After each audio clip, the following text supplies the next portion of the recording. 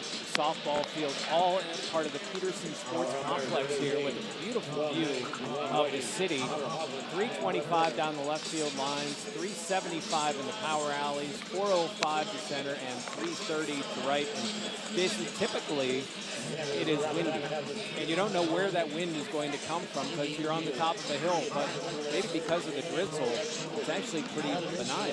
Yeah, Jeff, when you're on lower campus, you're like, oh, what a beautiful day, and then as you walk up the hill, it gradually becomes windier and windier, and you said it, you get to the top, and you don't know what the weather's going to be. And expected cloudy skies today, got a little bit of rain pre-game, but you said it, it's always, the outfielders have to brave the elements here, and that's going to be no different today. Righty Aiden Coleman will start for the Pitt Panthers. 3-2, 5.40 ERA. It's his 12th appearance. 31 2/3, 22 runs, 19 earned, 14 walks, 29 strikeouts, and it's kind of been inconsistent, I think is a good word to describe him. Yeah, I think all in all, though, Jeff, he has gotten better as the season has gone on. He got an opportunity at Youngstown State last week, went 4 innings and only allowed 1 earned run. So a guy that has a chance here as just a freshman in an in-state rivalry to kind of make an impact. And as you look forward to the seasons ahead, this could be an opportunity for Coleman to make his mark and leave an impression with Coach Mitchell. Susie is out in the stands. And Susie, I know it's been kind of an off-on rain. Looks like it's off again. I hope it is. However, I feel like once I just put my umbrella away, it started. Everybody was saying in the dugout prior to the game, it's spitting a little bit. So hopefully that dissipates here soon. First batter of the game is Joe Jakonski, the first baseman for Penn State. Lefty hitter takes a strike. Jakonski, 294 average, 10 doubles, 6 homers, 35 driven in, 429 on base percentage. Walked 37 times this year. Jason, that's what you want in the leadoff spot. Yeah, absolutely. Jakonski transferring in from North Carolina, and you'll see that a lot from Mike Gambino's team in his first season there. He has a lot of guys that actually transferred from ACC schools back to the Pennsylvania area. Jakonski from PA originally, and now he is back in the Penn State uniform. And it's interesting because Pitt does as well. They have a number of players that have come back home, if you will. The 0-2 pitch is a swing and a miss. 3 pitches and first out of the game, a swinging strikeout for Aiden Coleman. Yeah, Coleman got Jakonski off balance there. Really nice breaking ball. You could tell Jakonski was maybe sitting fastball, waiting for it, but swing and a miss for strike 3, and exactly how you want to start the day for Aiden Coleman. And now one of the best hitters in the country, let alone second in the Big Ten with a .416 average. JT Marr, grad student, College of Charleston transfer, looks at a strike, fastball. Yeah, what a season for Marr coming in from College of Charleston. You never really know what you're going to get out of transfers, but Marr has been unbelievable. .416 average on the year, just incredible what he's done. And Coleman's wind up and pitch off speed, and line down the right field line for extra bases. Funk up with it, and it's a 1-out double for JT Marr. Well, Jeff, when you're hitting .416 and essentially needing 1 out of every 2, you're going to end up with a hit. That's just what Marr did there. Put it in the perfect spot down that first base line with just about 6 inches fair, I would say. Made it tough for the Pitt fielders, and a good double for Marr. Now Adam Ciceri, the right fielder, 305, 13 home runs, 41 driven in. This is a Penn State team with 60 long balls in the season. Runner at second, 1 out. First inning here between Pitt and Penn State here at Charles L. Koss Field. And a ball lined into right field just over the second baseman Bishke's head, but hard enough that it got out to Funk in a hurry. He's able to hit the cutoff and single. And runners at first and third, and only 1 out for the Nittany Lions. Yeah, and that's exactly what you want there if you're Ciceri. He struggled in the series against Rutgers, was actually 0 for 12 across those 3 games. So breaking out of a slump a little bit and getting on board to start his game. Bobby Marsh, a local if you're a Penn Stater from Belfont. Just a sophomore. That's in the cleanup spot. 333 average. It's interesting, Marsh has 6 homers. Before him is Ciceri with 13, and behind him is Norris with 14 homers. pitches outside to Bobby Marsh.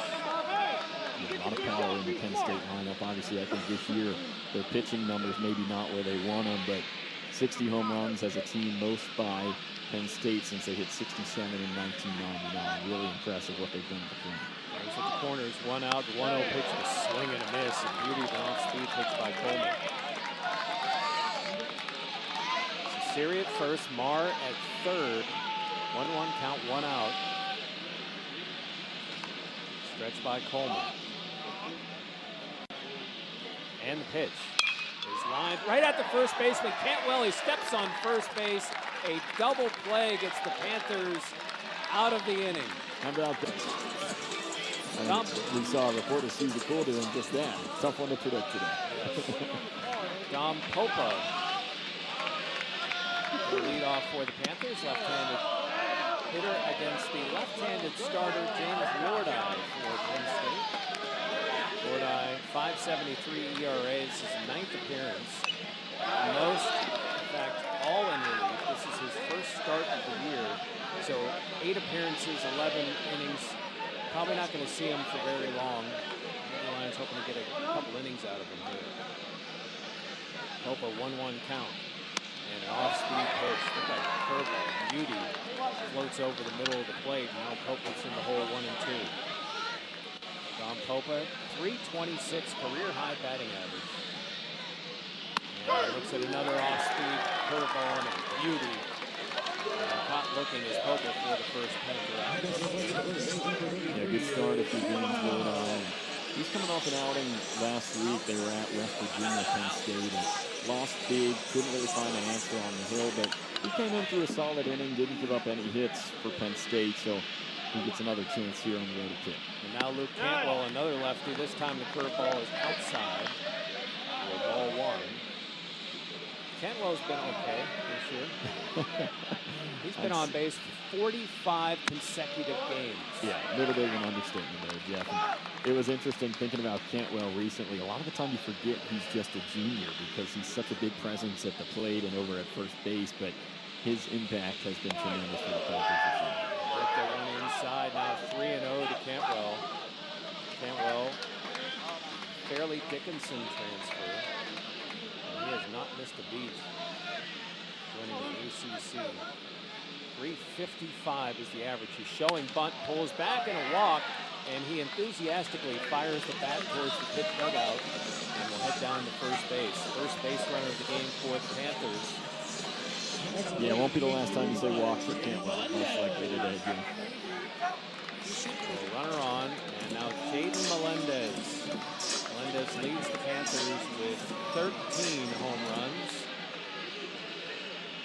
The average is only 215, but he seems to find those moments, especially 2-run home runs has been his specialty, a throw back over and back safely as Cantwell. Yeah, he absolutely does, and has struggled at times at the plate this year, Jeff, but the series against Florida State, when they were going for the series win in Game 2, had 2 RBIs in that game. Only had 1 hit in the weekend, but comes up in timely opportunities and converts when the Panthers need him to. Melendez fouls that back, 0-1. So Cantwell at first has 1 stolen base.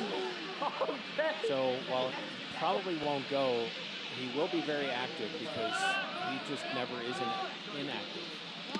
Rick Bell always talks about how he loves the Philly vibe, the Philly energy that Luke Cantwell brings, and you need some of that on the team. I think he's turned into a big leader for Pitt this year, has a voice in the clubhouse and the locker room that the Panthers really resonate with.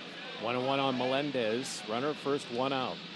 And the pitch is high by Lordeye, now 2-1. After getting Dom Pope on 2 great curveballs that just froze the Panthers leadoff hitter, a walk, and now a 2-1 count to Melendez. The pitch is high and outside, now 3-1. Yeah, and he's struggling to find the zone. I think Cantwell's was a 4-pitch walk, and now 3-1 here to Melendez. If you're Lordeye, trying to find what you had in that first at-bat. 3-1 pitch is outside, ball 4. That bat flipped away, and 2 on, 1 out on consecutive walks by Penn State. And now C.J. Funk for the Panthers. Jason, he had a decent week. Again, understatement. Panthers, by the way, Jeff, scored 45 runs in their 2 midweek games combined last week. So, all these guys that you're saying had really good weeks a week ago, it's because Panthers offensively did such an outstanding job. Funk was a huge part of that. Had 5 home runs across the entire week for Pitt. And first pitch, curveball, finds the strike zone, 0-1.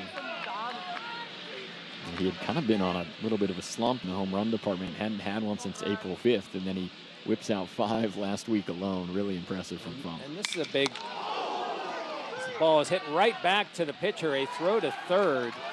So the ball is lined by Funk right back to the pitcher, Lordeye. It hits his glove and drops out. He's able to pick it up, throw over to third base, get the lead runner. So now 2 outs and runners at first and second. Yeah, and that's an outstanding defensive play from the pitcher, Lordeye. If you're C.J. Funk, you're thinking that's a base hit up the middle. Probably scores the run at second and gets Pitt on the board first. But he not only blocks the ball at the mound, but gets the force out over at third for the second out of the inning. Now the lefty hitter against the lefty pitcher, Justin Fogel. Fogel, a former Penn Stater-ish from Penn State Abington, Division III, where he was Player of the Year. Fogel batting .314 with 35 driven in. Also 10 doubles, 2 on, 2 out. And the ball outside evens the count at 1-1. Yeah, led all of Division III in hitting last year, and he's been such a key addition for Pitt this season. They needed him Saturday against Florida State as well. He had 2 home runs. Of course, it was across 2 days due to weather and a delay there. And ground ball foul towards the Penn State bench on the first base side. And the Lions going to chase that rogue foul ball down before we get going here. 1-2 the count on Fogel. Cantwell at second, Melendez on first. And the pitch is grounded towards the first baseman. Jakonski is up with it, and he'll tag the base, and that'll do it.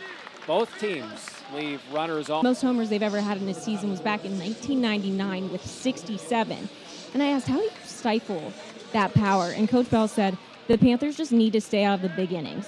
It's college baseball, and you have those 5th and 6th year men swinging a metal bat. The velocity's going around these days. The ball is just going to fly. So if they're going to give up any homers today, he just wants them to be solo shots and for the guys to try and stay out of the big innings. Grant Norris, the leading home run hitter for the Nittany Lions and second in the Big Ten with 14, is now behind in the count 0-2 after that check swing strike on a low pitch. Norris might not be unfamiliar to Pitt fans that follow Pitt baseball, a Duke transfer. Yeah, we talked about Jakonski, the North Carolina transfer, and ball low and away. Norris coming from Duke as well. You're right, Jeff. Obviously has seen the Panthers before and been impressive with Norris. He's bounced around the infield a little bit, had to make the switch to shortstop this year, and he's done well for Penn State. 1-2 the count. The pitch from Coleman is a swing and a miss. So Coleman starts the second inning just like he started the first with the swinging strikeout. No score here, 1 out in the second between Pitt and Penn State. Yeah, and like what we're seeing from Coleman, it's like Susie just said with Mike Bell mentioning avoid big innings, right? He allowed a couple guys to get on in the first, worked his way out of it due to the double play that ended that first inning, and comes out, gets his momentum back. Second strikeout of the day for Coleman. First pitch to Bryce Molinaro is a ball outside. .333 average, 10 doubles, 9 homers. And that's your 6 hitter. It's that Penn State power. And ball low, 2-0. Coleman's just a freshman. As Jason mentioned earlier, gaining that experience and starting to figure it out a little bit at this level. He's behind in the count here, 2-0. Winds and throws, and lined into left field for a base hit is Bryce Molinaro. Having these deja vu innings. Now Matt Maloney, the catcher, .308 average, 11 doubles, 33 driven in. .395 on base percentage. Lefty hitter against the righty. Runner at first base is Molinaro. Panthers along the infielders Zuckerman, Kendro, Bishke, and Cantwell. Fogel, Popa as the runner goes and the ball is fouled back. Popa in center, and Funk in right. Pisacreta is the catcher for Coleman. Now an 0-1 count on Matt Maloney.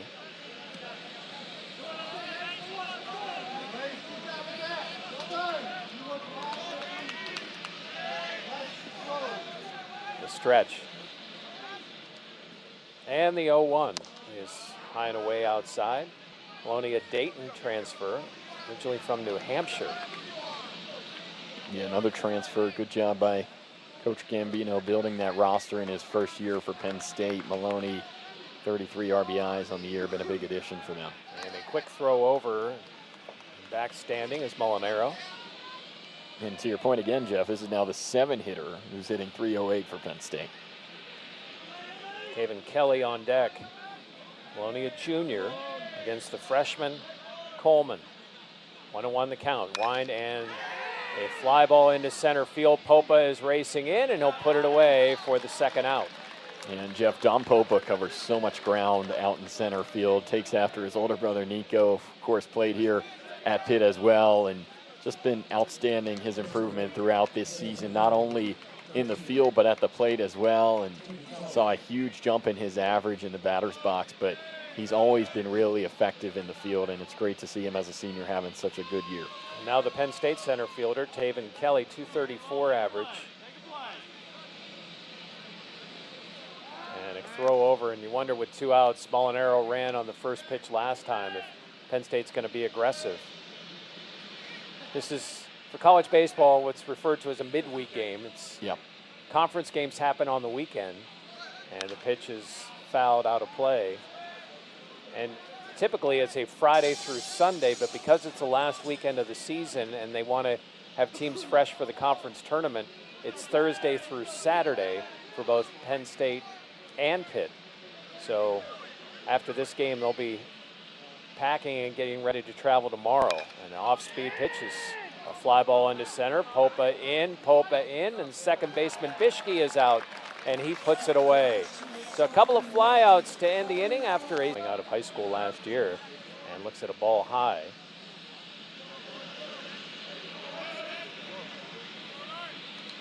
The lefty's pitch is high and away. And that's difficult. Zuckerman's a good 6'4". Yeah. Big guy, right-handed hitter. Now ahead in the count 2-0, and looks at ball 3. And Lodi once again getting behind in the count here. Already a couple walks for him on the day. And the 3-0 pitch is taken for strike 1. Not even a hint of trying to go after his freshman. And he wants to continue playing in this game. Had he swung and popped it up, he may not be. That's right. Ball low and inside, and a third walk of the game, first of the inning. The leadoff batter is on for the Panthers. And Susie's ride is here. You can hear the helicopter.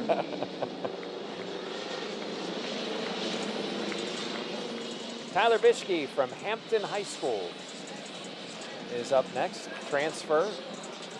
.296 average, 13 doubles for Bishke in his lone season here with the Panthers. And shows bunt and takes a curveball for a strike.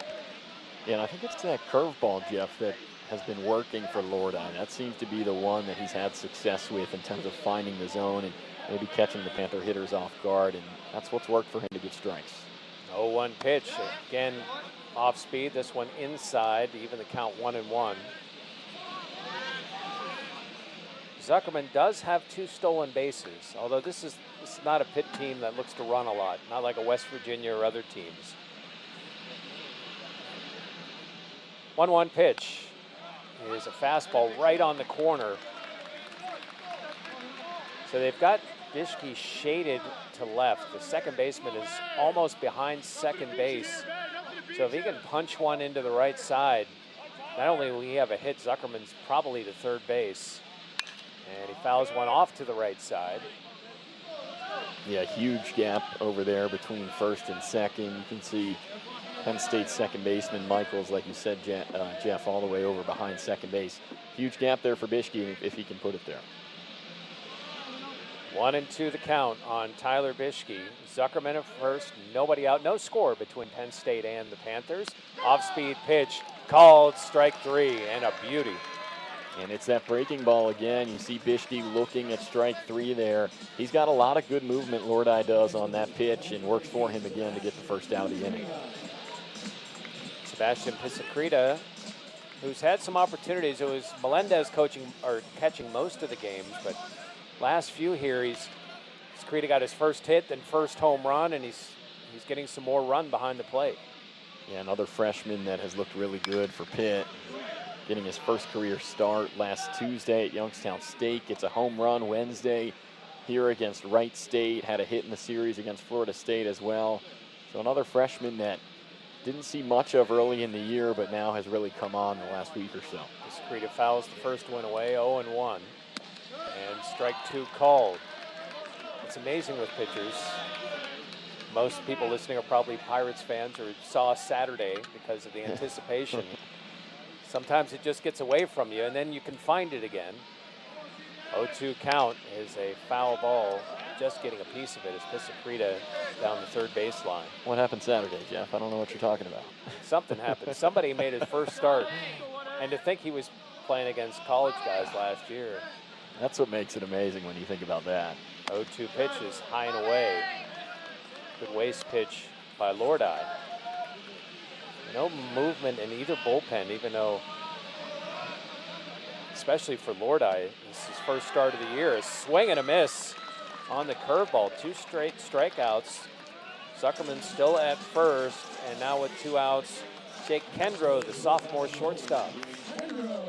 Yeah, it's been interesting, Jeff. Through 8 Pitt hitters now, the ball's only actually been put in play twice. There's 3 walks and 3 strikeouts from Lordeye so far through 8 Pitt hitters. Kendrow right up on the plate against the lefty, and he fouls that one towards the Pitt dugout on the left field or third base side.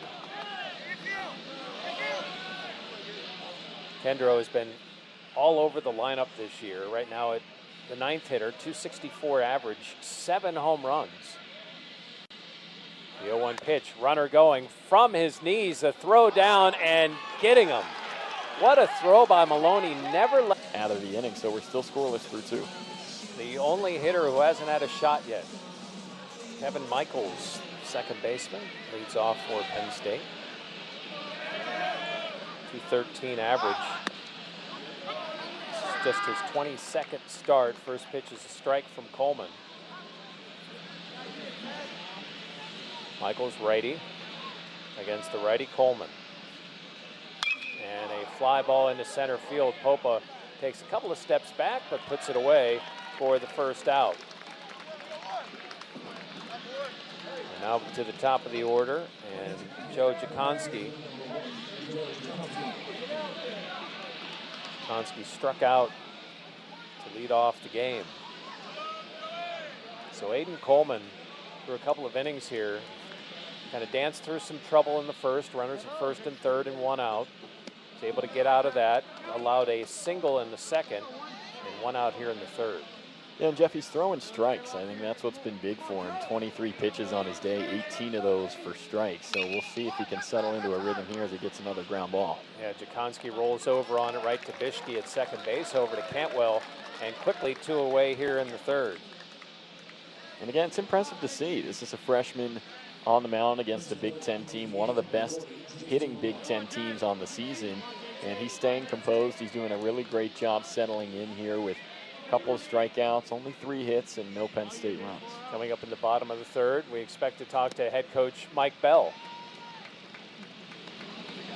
Panthers coming off that Florida State weekend series win.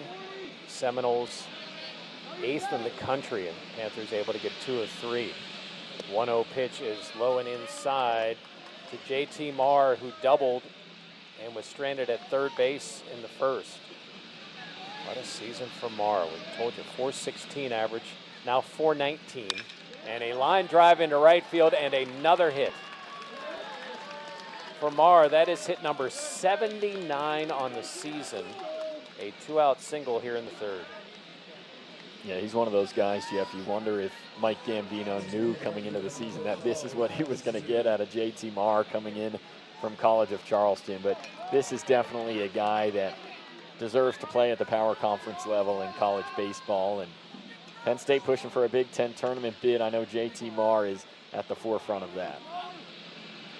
Adam Sasiri, the lefty, fouls it away into the soccer field at Peterson Sports Complex. It's Pitt and Penn State. Third inning, no score. 4 hits for the Nittany Lions. Panthers don't have a hit yet, although they've had base runners. Aiden Coleman ahead in the count, 0-1, and a timeout at the plate by Sasiri. And he's another one of those ACC to Penn State transfers, Jeff. Kind of odd how many they have. But of course, their coach coming from Boston College, guess it makes a little bit of a sense here with Sasiri. The stretch.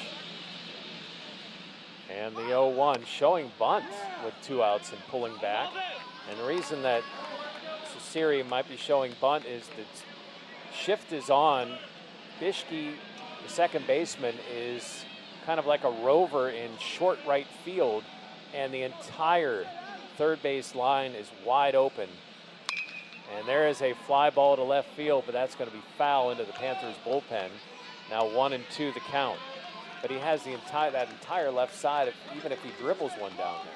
Yeah, and Jeff, we saw this over the weekend with Pitt against Florida State. James Tibbs III, one of the best hitters in the ACC and in the country. And it actually worked a couple times where he lined out to Bishke in shallow right field there. But as you said, if he does poke it opposite field to the left field line, puts Pitt into big trouble here. 1-2 the count. Coleman's pitch is bounced low, and Pisacreta had no chance to throw out the runner. Marr is able to get down to second base on the wild pitch. Yeah, so now puts Penn State in a situation here. If Sasiri can get a base hit, assume that will probably score Marr. So good job by Pisacreta to keep it in front, but does allow Marr to get to second. And now with the runner at second, because of the threat to go to third, you've moved Zuckerman over to a more traditional third base spot. And there is a hole at where shortstop would be.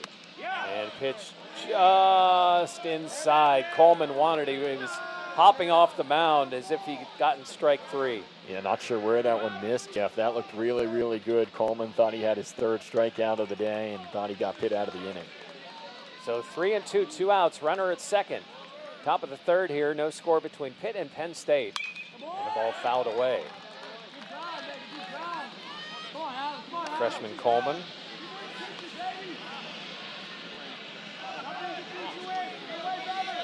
Couple of strikeouts. We'll have 4 hits. And another 3-2 pitch. Once again, fouled away.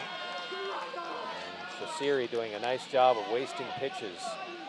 Yeah, ultimate battle here, right? 3-2, 2 outs. This is a pivotal point in the game. If Coleman can get him, then Pitt gets out of the inning. But if Sasiri extends it, Penn State suddenly has some momentum here. Another 3-2 is hit into center field. Popo over to his right about 10 steps and puts it away. Another fly out to center field, and that'll do it for defensive plays.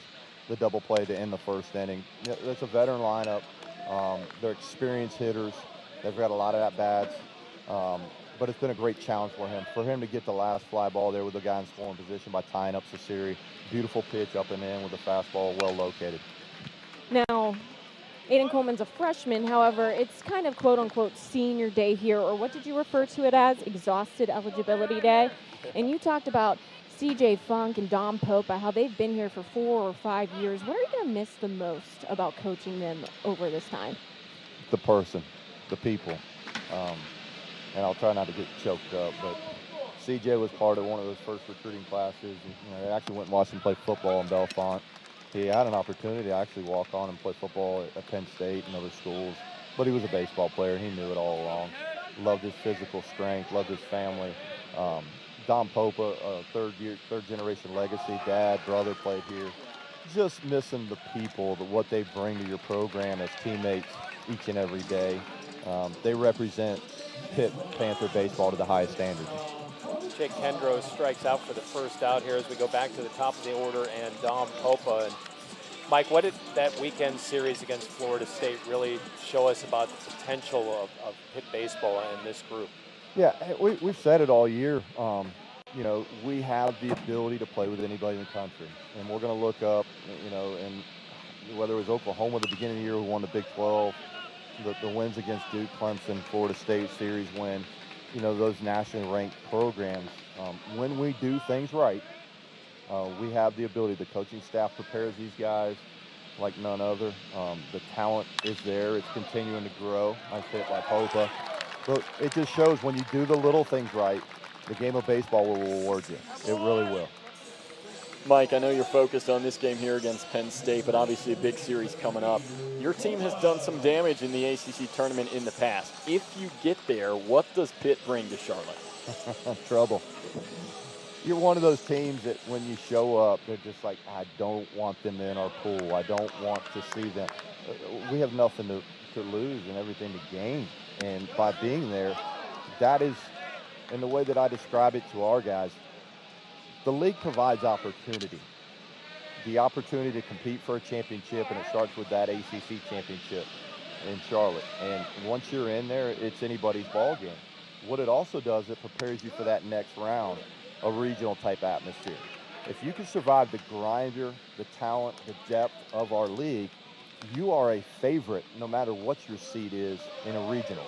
Then once you get to a super regional, it's best 2 out of 3, baby. Anybody's ball game. And then the accumulation of that is to take you to the dreamland, and that's Omaha. Well, Coach, thank you so much once again. You're always so great. And Jeff and Jason, don't worry, we are staying dry out here. A base hit. Thank you very much, Mike.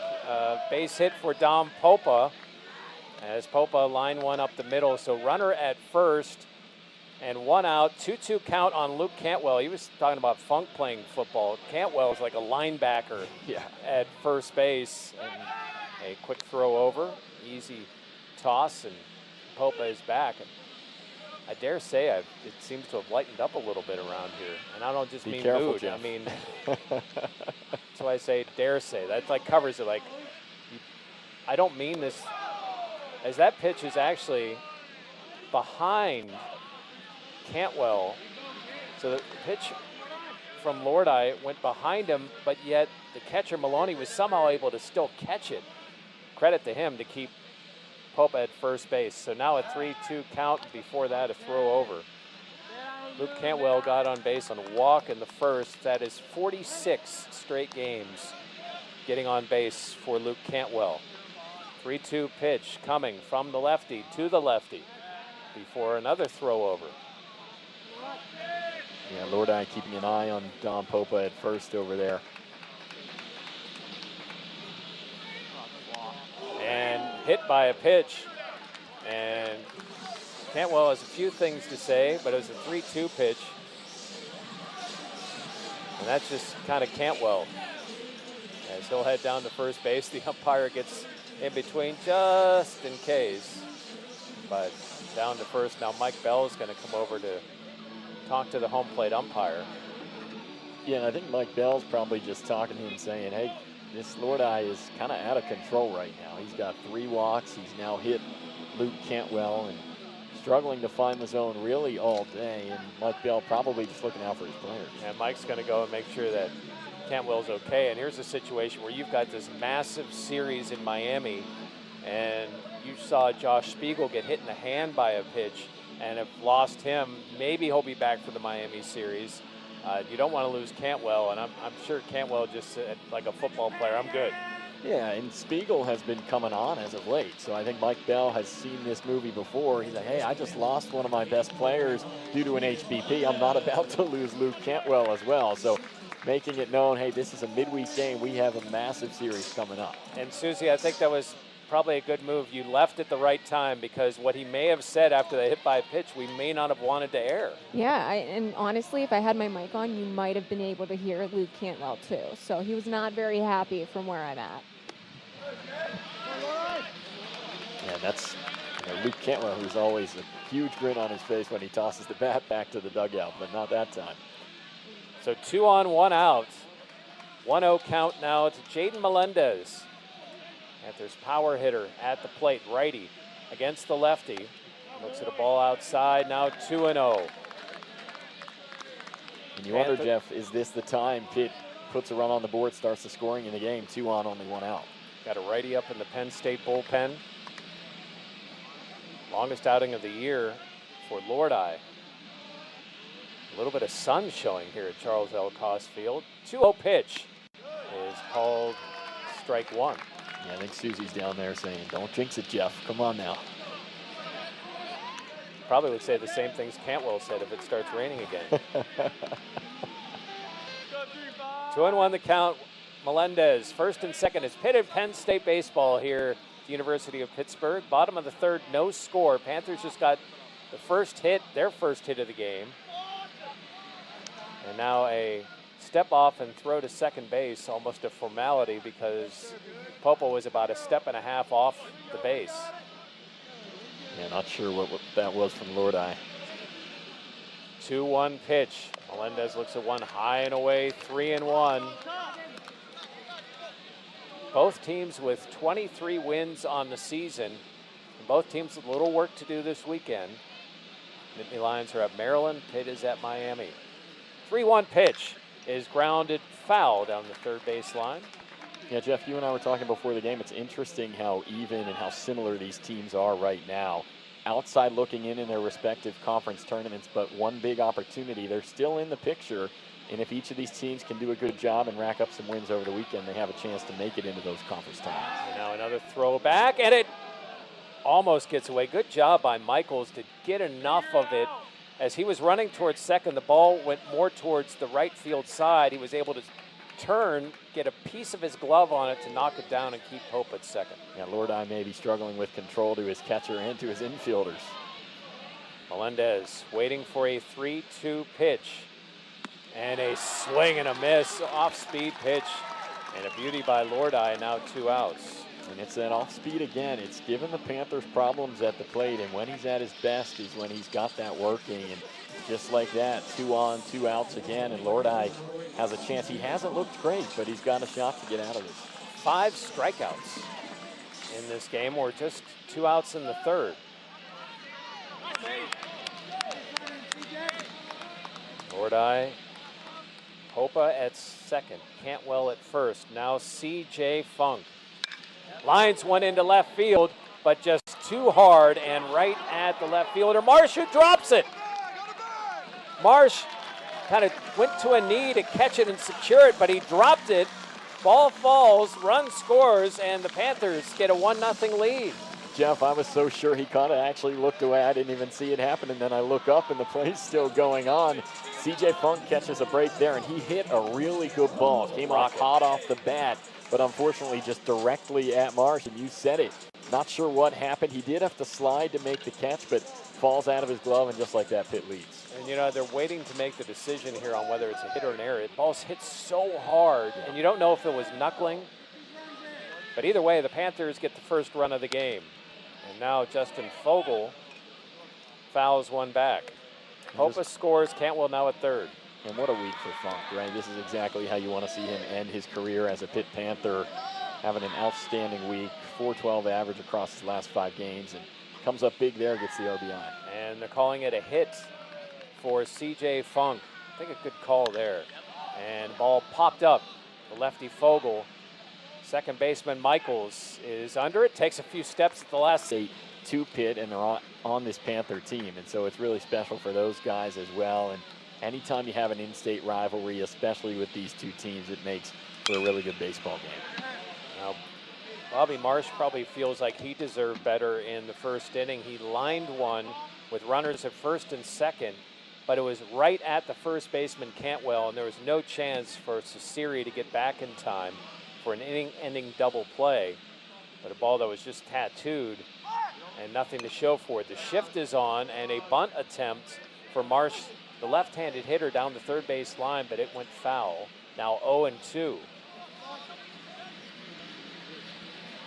Yeah, baseball can be brutal sometimes. Definitely was for Marsh in that first at bat. Cantwell perfectly positioned, and another one of those instances where you think Penn State might have scored had that ball gotten through, but they still have 0 in the runs column today. Coleman's 0-2 pitch is outside. Penn State has at least a hit in every inning. Have not brought any home as of this point. 1-2 pitch, a swing and a miss. A third strikeout for Aiden Coleman. And Coleman really starting to look comfortable now, and that's a really good pitch there, getting the breaking ball on the outside. Clearly got Marsh off balance, and another strikeout for Coleman here in the 4th inning as he continues to extend his outing. And now Grant Norris, a big swing and a miss. Norris could easily tie this game. 14 homers for Norris. Norris, second in the Big Ten with 14. And a ground ball to third. Zuckerman up with it, throw over, and 2 outs. Aiden Coleman's settled in here. Yeah, Jeff, he's allowed 4 hits, but 3 of those singles, 1 double. Like we said, no runs, and this inning especially, he's starting to really look calm and composed out there with 2 outs now. Yeah, he's given up 4 hits, but 2 to JT Marr, so there should be a little asterisk because Marr hits everything.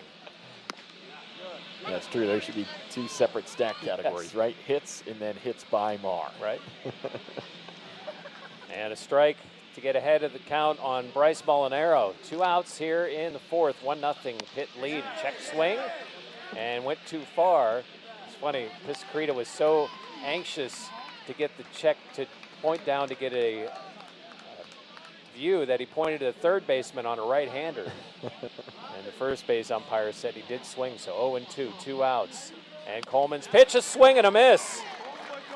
Quick inning for Aiden Coleman. 1-2-3-9 ERA coming in. And the righty over the top with ball 1. And Jeff, you mentioned the pitching change there for Penn State. I think a big reason for it. Lordi only gave up the 1 run, but his pitch count was already in the high 50s, and it was tough for him to get through those 3 innings for Penn State, so they make the change to DeGaetano. 1-0 pitch is strike called on the outside corner.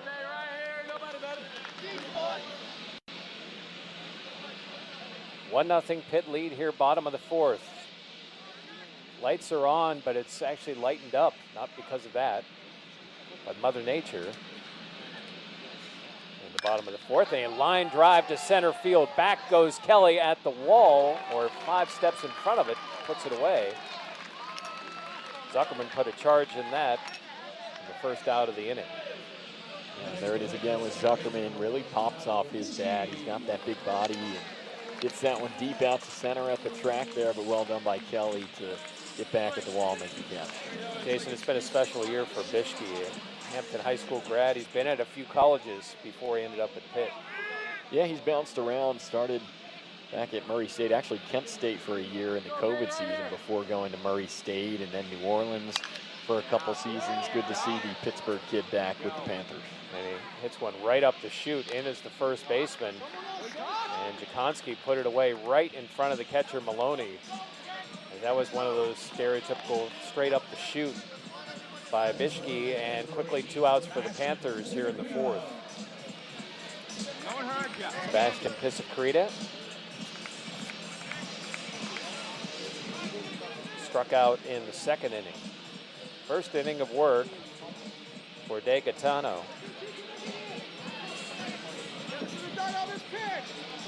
And we talked about Pisacreta, the exciting freshman, and we asked Mike Bell about him recently. He said he's a freshman learning every day, just kind of had to wait for his time. And he mentioned that when you look at the catching position in baseball in general, you always want to have 3 serviceable catchers on your roster because you could just be 2 foul tips away from having to get that 3rd guy in there. And Pisacreta, it's been good to see him behind the dish here today.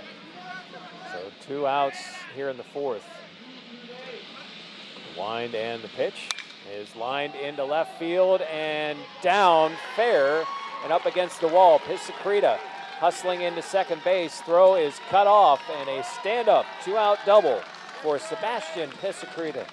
And a good week, it's even better for Pisacreta. Obviously, mentioned had his first start last week and carries it into this Tuesday home game against Penn State. And the freshman is showing a lot of shine here in his first week as an ACC baseball player. Just hammered that high pitch. And now Jake Kendrow is struck out against Lodi, his first opportunity at Degatano.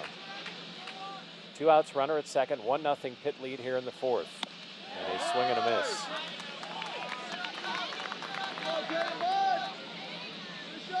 Kendro, a Norwin graduate, Tennessee transfer, just a sophomore.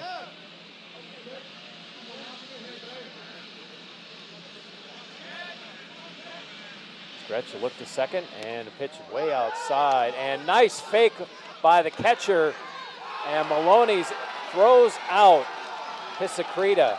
A deke by Maloney as he made a turn as if the ball had gotten behind him, but he had it in his glove. Heading down to third base was Pisacreta. Players are out, and they're calling the runner safe, so they're overturning it. And the catcher, Pisacreta, not thrown out by the catcher, Maloney, and now a runner at third and 2 outs, and Kendro will get another opportunity. 1-1 count here with 2 outs.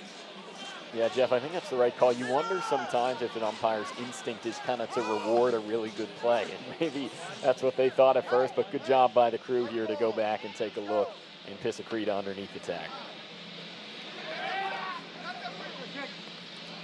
Degatano, a high stretch, had the glove up over the hand and down, and the 1-1. Ball outside to Kendro. And Kendro came up big over the weekend as well. It was right before the weather delay on Saturday. He had a 2 RBI single just as Florida State was starting to creep back into that game.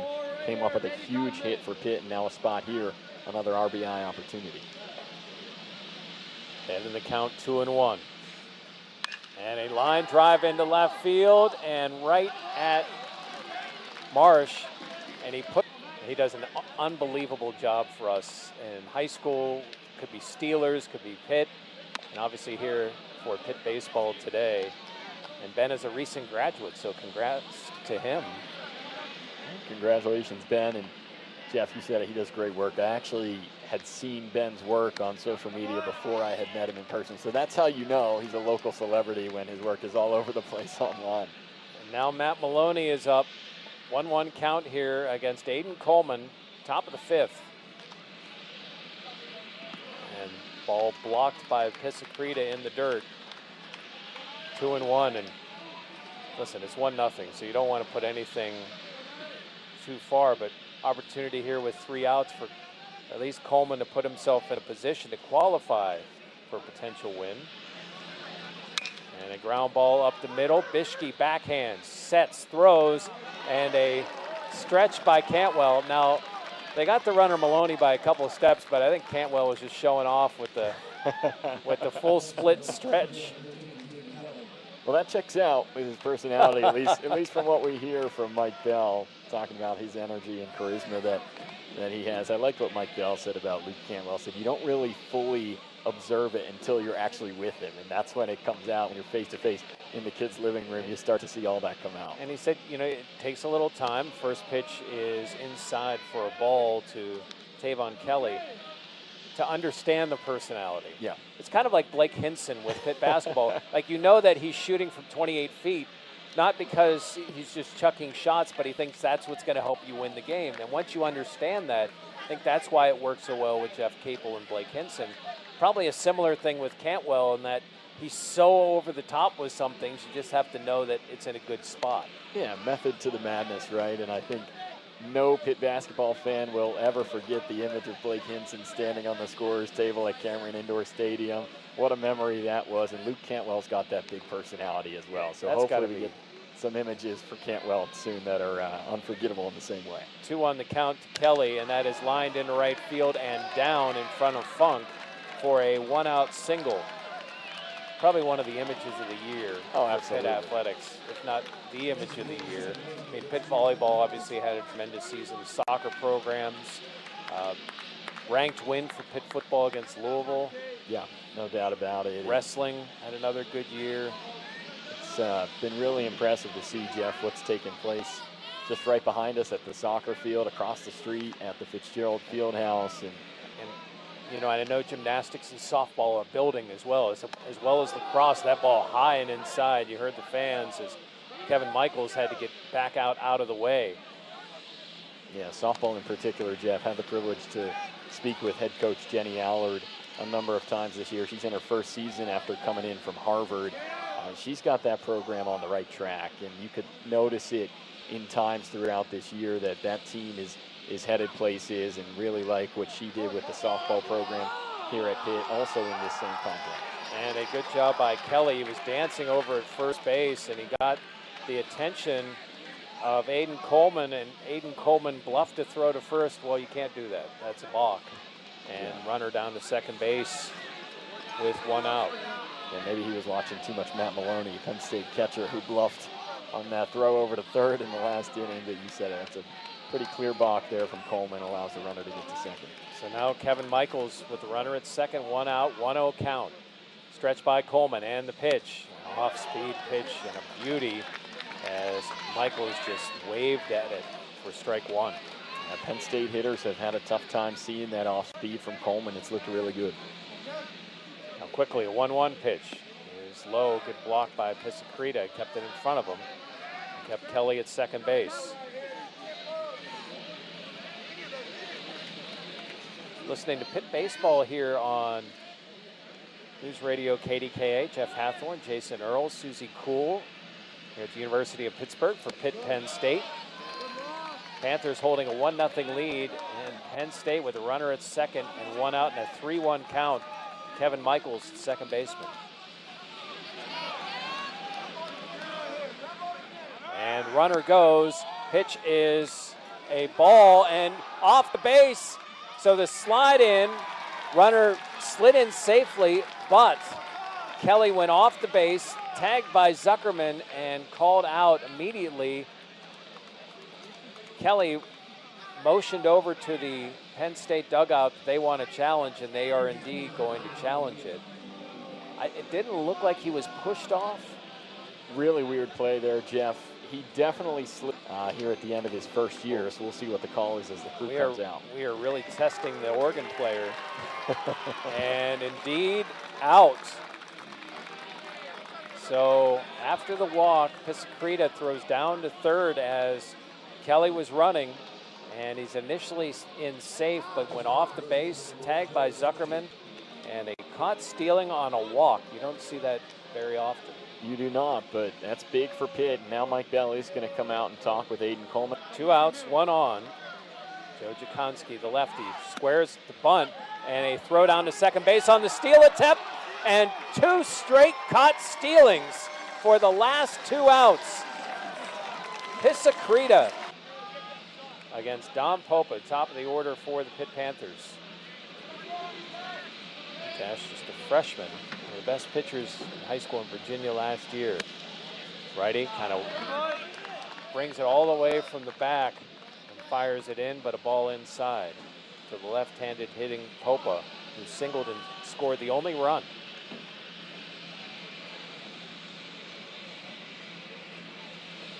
And strike called on the outside corner. Yeah, Butash will be looking to bounce back here. His last midweek on Wednesday at West Virginia last week, only recorded 1 out, but allowed 7 runs, got the start in that game against West Virginia, and just struggled to find a rhythm against a really good West Virginia team. Like a changeup on the outside corner for a strike. Got to give credit where it's due. West Virginia's, they're playing some really good baseball right now. And yeah, they're the real deal. I don't want to play them right now if I'm the 12 team. 1-2 pitch. And a swing and a miss by Popa. Second time he struck out today. And Butash with a 27th strikeout of the season. And his issue hasn't been really the hits as much as Butash has struck out now 27 and walked 25. Luke Cantwell, he's been hit by a pitch, which he mildly objected to, and walked. And the shift is on for Cantwell, the third baseman basically at short, and the entire third base line to do what he wants. And it's interesting with the shift. The outfielder's actually shifted to the left, and if he can get it over the head of the first and second baseman, there's room down the right field line for Cantwell. Yeah, that's a good point, Jeff, because the infield is all the way over to the right. Outfield is the opposite. It creates for an interesting setup Penn State here defensively. 2-0 the count, and Cantwell looks at a strike on the inside corner. And, Cantwell, easy to see why he can get hit by pitches. He's right up on the plate.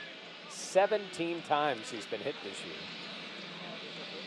2-1 pitch is high, 3-1. Don't want to speak too soon, Jeff, but 3-1 to Cantwell. Looks like we could be heading for a third consecutive free pass to start Cantwell's day. Stretch and the 3-1 is exactly as Jason predicted.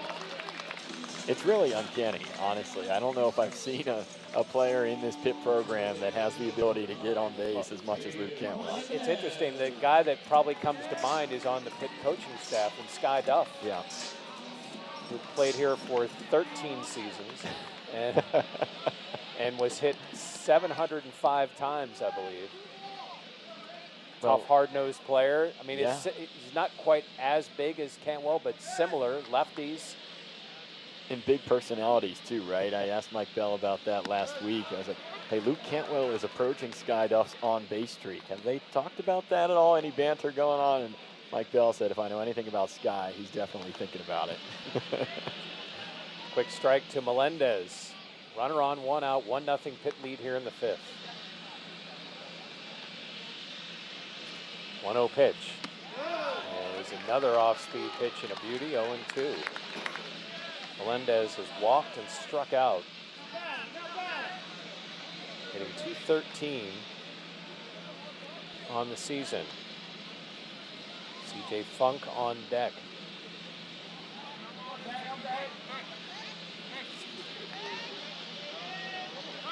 And timeout called by Melendez. And Jeff, another quick note about Mike Bell, Sky Duff, obviously on staff. He's done such a good job of adding former players to his coaching staff. It's not just Duff, the graduate manager, but brings in Matt Gilbertson, director of player development. Jack Anderson is the director of baseball operations. All three of those are guys that have left the Pitt program within the past couple of years. And so really good to see the culture he's built and see those guys continue to have a role with the program. Gambino out too. Not exactly sure what he's arguing. If he's saying anything about the clock or what his pitchers don't like to be called a pitch clock. It's a pace of play clock. I was once scolded by a pitcher that it's not a pitch clock, it is a pace of play clock. Because the hitter could be called for it as well, and that is true. Pitcher will argue, hey, it's just as much a batter clock, right? 1-2 the count on Melendez, and he lines it up the middle. As second baseman makes a heck of a play. Michaels gets behind second base and flips to the shortstop Norris. They're able to at least get an out as Melendez hustled down the line.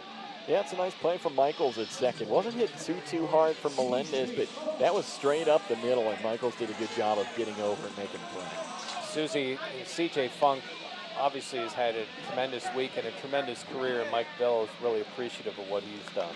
When I talked to Coach Bell prior to the game, I said, you have 8 seniors on your roster and 8 grad students, and he said, yeah, that sounds about right, but the 2 that I can confirm that I've had here for 4 or 5 seasons is Don Popa and CJ Funk, and we heard him in that interview earlier. He's really going to miss those 2, not just with the way that they play, but the people that they are for his locker room, and he'll definitely miss Funk's power that he brings to this as well. And he's shown off that power here over the last week and a half. 1-1 the count as Funk just fouled one down the third base line. 2 outs, runner at first is Melendez. And the stretch and the pitch by Butash is outside, 2-1. Yeah, Mike Bell always talks about that Pittsburgh mentality, right, Jeff? I mean, that's what you'll see from those 2 guys, Funk and Popa especially, too. And ball fouled away. fittingly, Funk hit 412 or 412 last week with 5 homers and 16 RBIs in a week. Now 9 of those came against Wright State. That'll boost your week right there. And Funk, obviously, as you heard Mike say, he had a chance to walk on and play football at Penn State. Belfont guy, and grounds one up the middle. And running into the umpire is the shortstop Norris, but still able to batter last time. Yeah, only threw 1 pitch to Jakonski before the caught stealing to end the inning. So this is really the start of his day. And once again, tip of the cap to Aiden Coleman. He came on, did a really good job getting the start today before Partridge comes in here in relief. Jakonski looks at a strike. Second pitch is high from the lefty against the lefty. 4 straight lefties here for Penn State.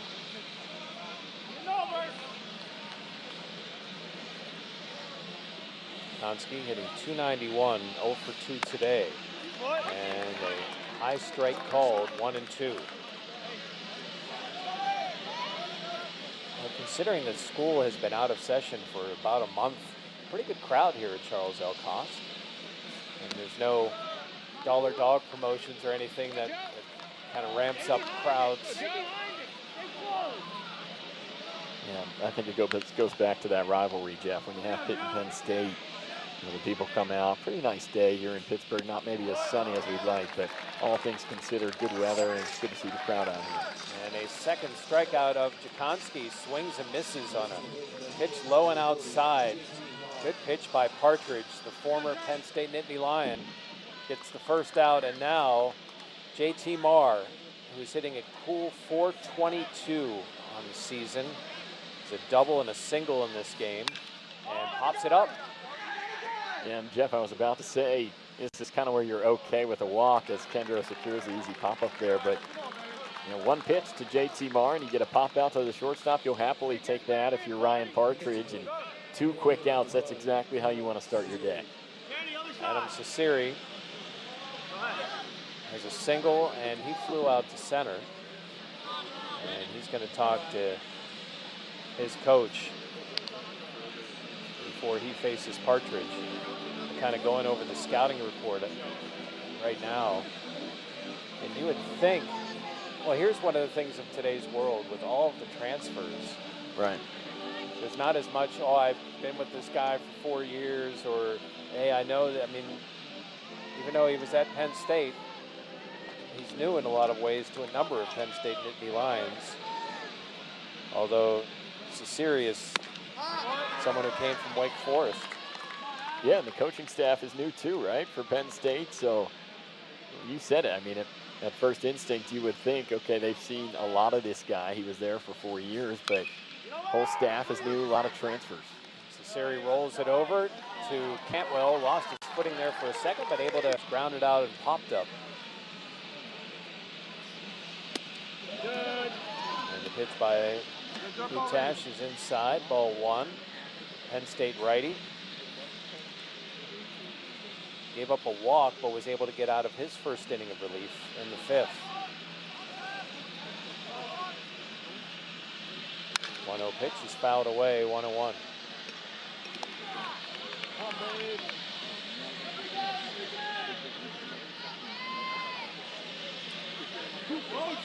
He's almost wrapping up. I think this is the last home event of the year for Pitt Athletics. Sure is. Hard to believe it flies by, Jeff. Another Final Four season for volleyball. Ball is high. Justin Fogel, 2-1. Yeah, Pitt volleyball going to the Final Four is almost as sure as Luke Cantwell reaching base, right? An amazing job Dan Fisher has done with the program. Saw really good soccer again, all low and outside.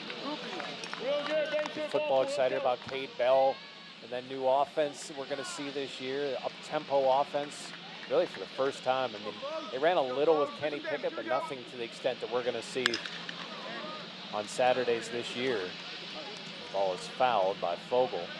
Yeah, and Pat Narduzzi deserves all the credit he's gotten for going out and getting Cade Bell, bringing him into the Pitt football program. A lot of people saying, oh, this is different from what he's typically done at the OC spot, but Cade Bell has a lot to be excited about. One of the best offenses, you know, at the next level previously before coming to Pitt. That 3-2 pitch is hit hard to left field at the wall, and jumping just before it to make the catch is Marsh.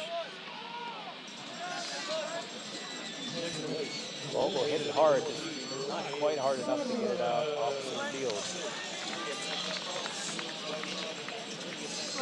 Casey Joe in the gymnastics program, I feel like they're turning a corner. Of course, there's going to be a new facility for wrestling, gymnastics, and volleyball. Victory Heights.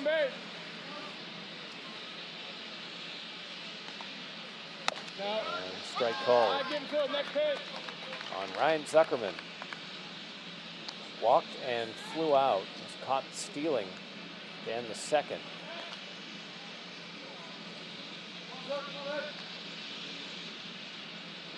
Stretch. And the 0-1. And before you know it, well, you'll hear it in the camps, but soccer practice will start. They start what, in mid-August? Yeah. I even have some exhibitions early August, I think. Football with fall camp. Awesome, great. Ball low. Rutash now 2-1 to Zuckerman. That always helps in the summer, right? You're like, oh, the nice weather's going away, but then you remember, oh, we've got Pitt football, Pitt soccer, Pitt volleyball coming up. It's not all bad at the end of the summer. 2-1 is grounded up the middle softly. Fielded, crow hop, throw over by Norris, and 2 outs.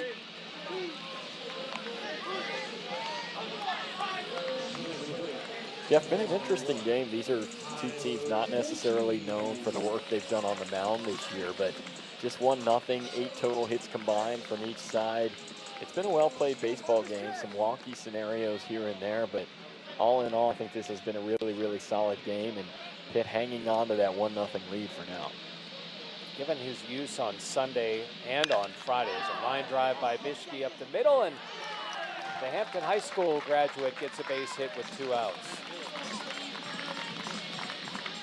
There are a number of relievers that are kind of off the table, including Phil Fox. And what a story Fox has been this year for Pitt. He played at the last couple of innings of the 1-0 shutout win over Florida State on Friday. Fox has been outstanding for the Panthers. Yeah, just can't overstate enough how good Phil Fox has been. Another local guy from Hempfield High School, and he started at Gardner-Webb, but Jeff, he's just a redshirt sophomore, so he's got a couple more years left to be with the Pitt program, and he's just been amazing. 42 strikeouts, 3 walks for him on the year. That's crazy. Every time I hear those numbers, I just can't even believe that Phil Fox has been so efficient this year for Pitt. And, Mike Bell really got a good one in adding him this year. 15 scoreless outings this year for Fox. And he comes out to renegade the David Bednar song. It's kind of an homage to Bednar, kind of keeping that Pittsburgh thing going with, of course, it being the Steeler fight song. That's how he can become a crowd favorite, right? Sebastian Pisacreta, 0-1 the count. And a throw over, diving back just in time is Bishke. Good move by Botesh over to first. Pisacreta and then Kendro. Pisacreta has the Panthers' only extra base hit. And 1 of 4. Ball is high, 1-1. A 2-out scenario here with Bishke over at first, seeing if Pisacreta's able to extend this inning. Bishke's got a healthy lead and has had it the entire at bat. And ball is high. And if you're watching on the video stream and you're thinking about all these times that Bishke dove back to first and why is his uniform so clean? It is artificial turf all the way around. Pitcher's mound, around home plate, all the infield, all dark-colored artificial turf. Well, and Jeff, we talked about the fact that the forecast said no precipitation this afternoon, so that may be part of the reason why. I think it saves a lot of work on the field here. Not that it ever rains in Pittsburgh. No, but of course not. on those few times that it does, it's good to have the turf field, turf all the way around, the warning track, and kind of the warning buffer area between the dugouts and the playing field. 3-1 pitch is a high pop-up. Shortstop Norris calls for it. Now it's the third baseman. Molinaro puts it away, and that'll do it for the Panthers. And Jakonski, Marr, and Sasiri. Now again, lefty on lefty. You have a righty warming up in the Pitt bullpen. Check swing on a high off-speed pitch, foul by Marsh. Yeah, Jeff, you mentioned Partridge. Obviously, this a midweek non-conference matchup isn't going to do too much in terms of postseason implications, things like that, but can really help a player's confidence. We talked about it with Coleman, the Panther starter, what that can do in the day that he had. And same deal with Partridge. Struggled at times throughout the season, but if he can put together a good outing in this appearance here today against Penn State, that can be really helpful for him the rest of the way. And Partridge's 1-1 pitch is outside 2-1. Kyle Mosley, the senior righty, is up in the Panthers bullpen. Looks like he is ready. Marsh, a 2-1 pitch to him is fouled away. And there are nets all the way around from basically first to third base.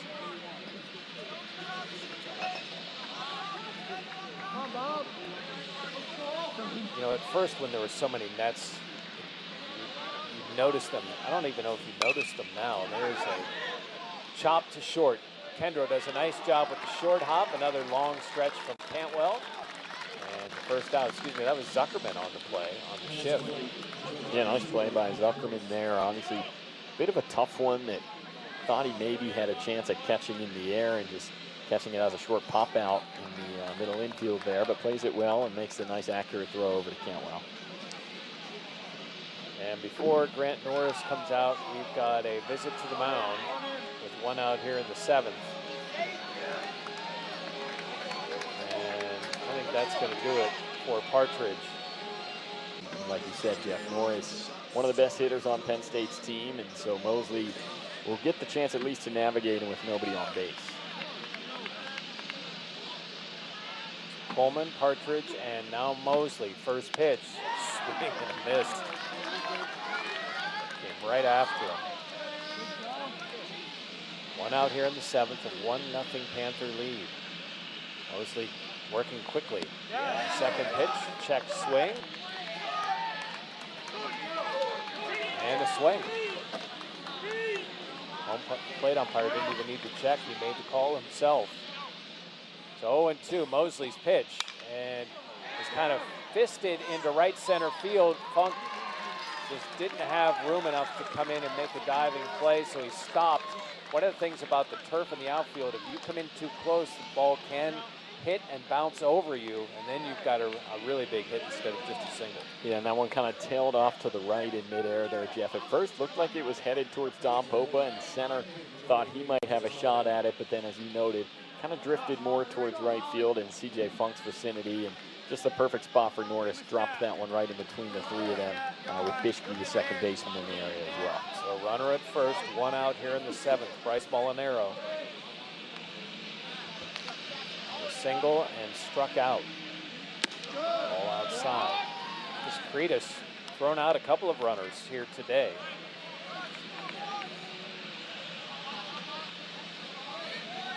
Norris has 5 stolen bases.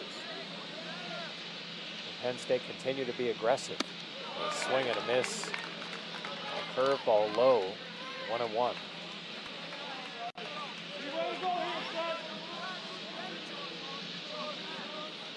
Hit in the home whites. The royal blue caps and gold trim. And a quick throw over and diving back is Norris. Penn State and dark blue top and white pants.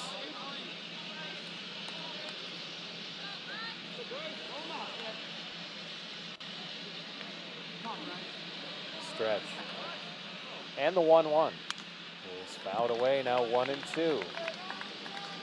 Yeah, Jeff, you mentioned Pisacreta, and we talked a lot about what he's done at the plate over the course of the last 5 games or so, but Really showing what he can do catching as well today with those couple runners that he's caught stealing, and just a freshman really making a strong statement for Pitt and Mike Bell. And the throw over and diving back again is Norris.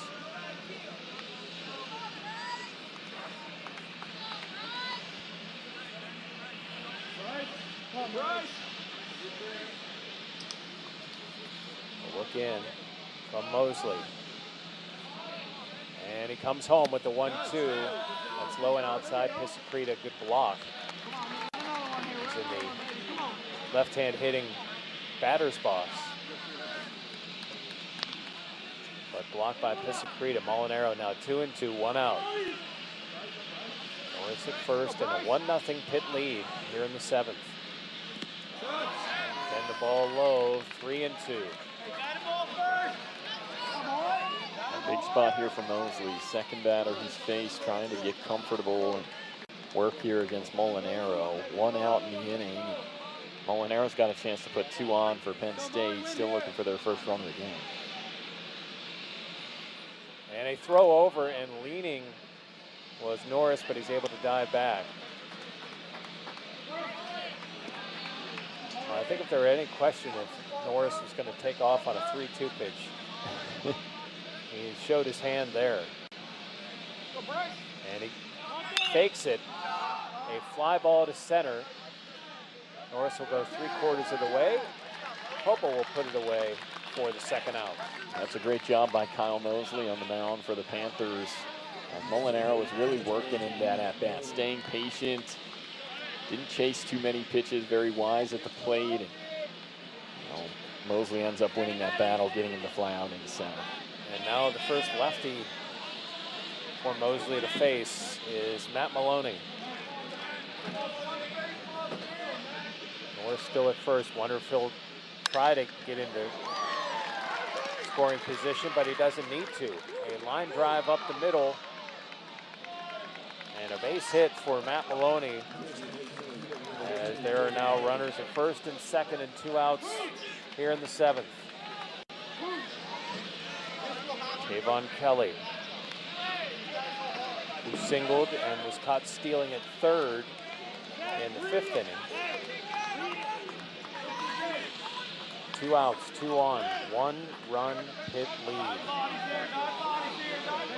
Kyle Mosley looks into Pisacreta for the pitch. And throws one outside.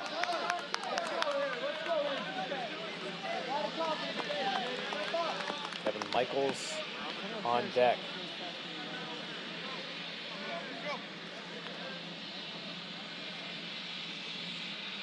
And 1-0 pitch is a swing and a miss by Kelly on a high one.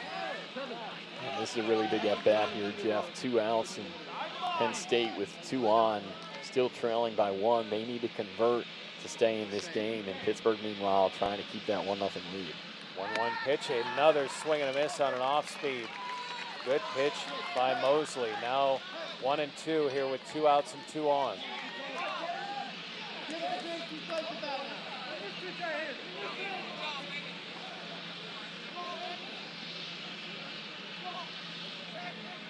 Mosley takes a little bit more time before this 1-2 pitch. And going outside. Figured he got him chasing twice. Why not try for a 3rd time? And this time, Kelly laid off. Yeah, don't mind that pitch from Mosley. Ahead in the count, 1-2. Wastes one there, but now trying to get Kelly. It'll be 2-2 count.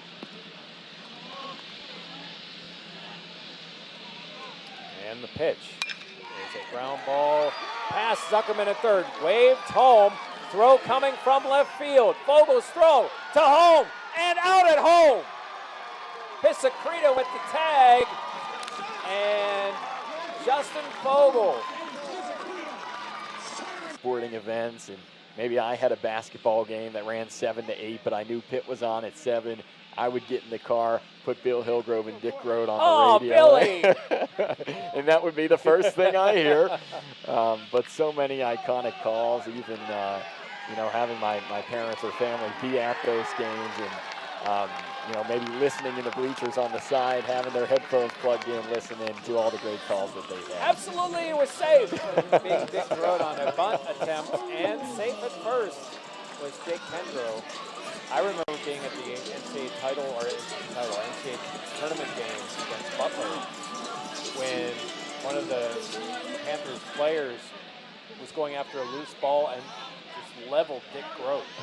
And you thought, oh my gosh, Mr. Grote, who was in his 80s at the time, is he going to be? And he got right up. The great athlete Amazing. that he was, maybe the greatest athlete in Pittsburgh history. And people don't realize it, right? Because what you said, he always made it about the athletes. It was never about him. But he has such an impressive resume and background as a baseball player in this town as well that you don't often think about that with Dick Grote, but you're absolutely right. And a bunt by Popa. He will get Kendrow down to second base. And the out 5-3. Yeah, when Pitt got into the ACC, one of the things that was great about that from my standpoint is you learned so much more about Dick Grote's basketball play. Yeah. And his number being retired at Duke and the reverence that Jeff Capel and others have for Dick Grote and his career and what he did, what he accomplished, what he meant, how he carried himself. Yeah, it's just remarkable. And, you know, I first learned about Dick Grote, the commentator, as a kid. Like I said, listening to all those games with him and Bill Hillgrove on the radio. And then it wasn't until later in my life that my dad and, you know, people around Pitt would tell me, hey, you know, he was actually a really good basketball player at Duke, right? And I said, oh, no way. And, oh, by the way, he was also one of the best players in MLB history, too. Like, what can't this guy do? First-round draft pick. Amazing.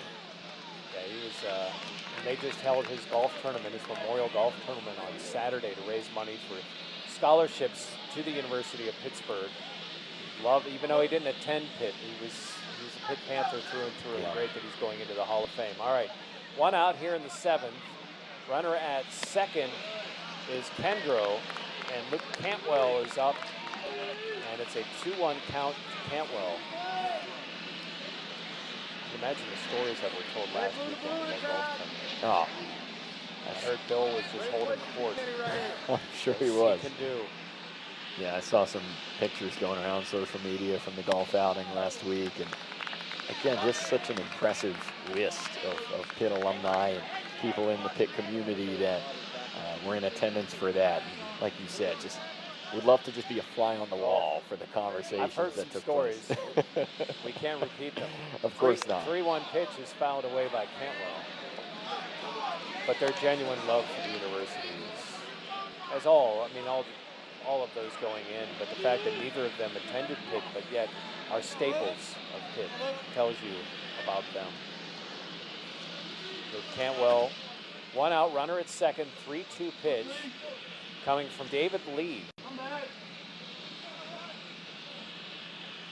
Good. Ball outside, and yet another walk for Cantwell. Told you it wouldn't be the last, Jeff. We might get another one before the end of this.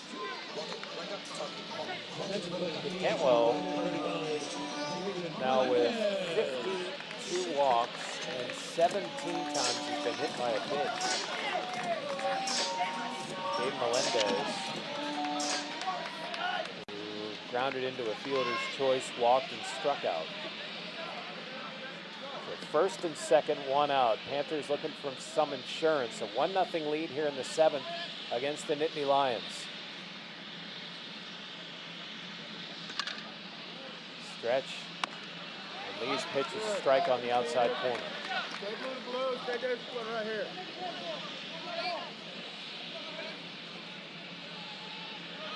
David Lee, a local as well from Thomas Jefferson High School and Cal U.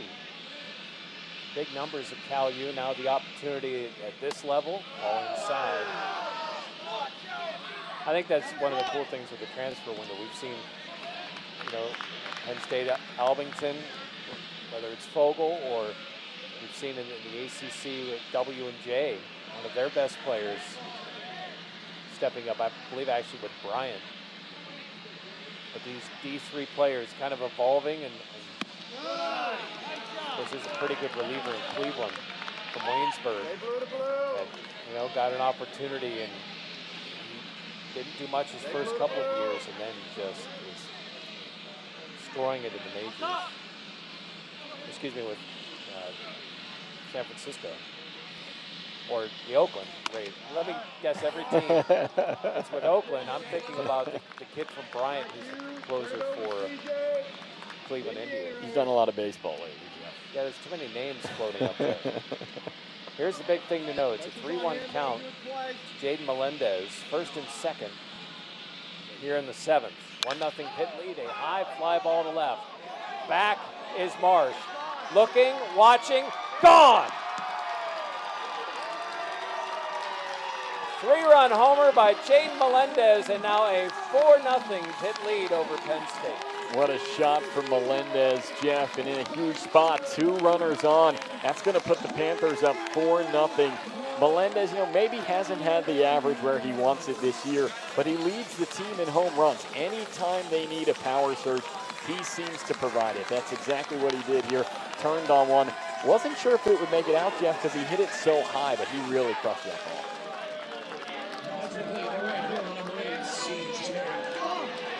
It's a high wall and left. I'm gonna guess he hit it about 370. Yeah.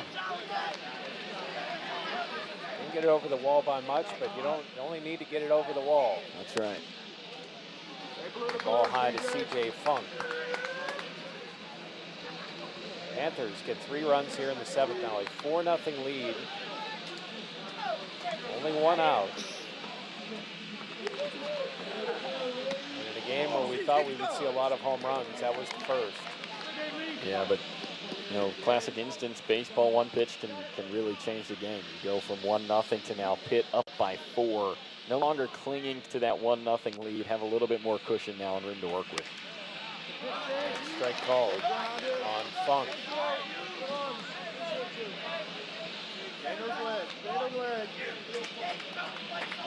2-1 to count, 1 out. Here in the 7th, 3-run homer by Jaden Melendez. Funk with the ball inside, 3-1.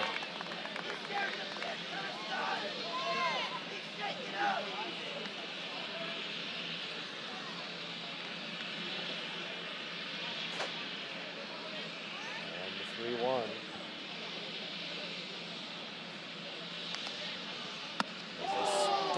This big swing by Funk on an inside fastball. Yeah, really nice spot, too, from David Lee there. Got Funk off balance, put it low and inside, and tied him up.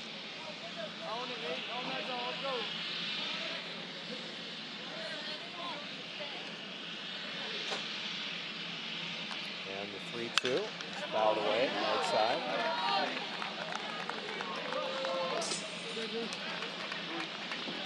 Lee's first inning of work.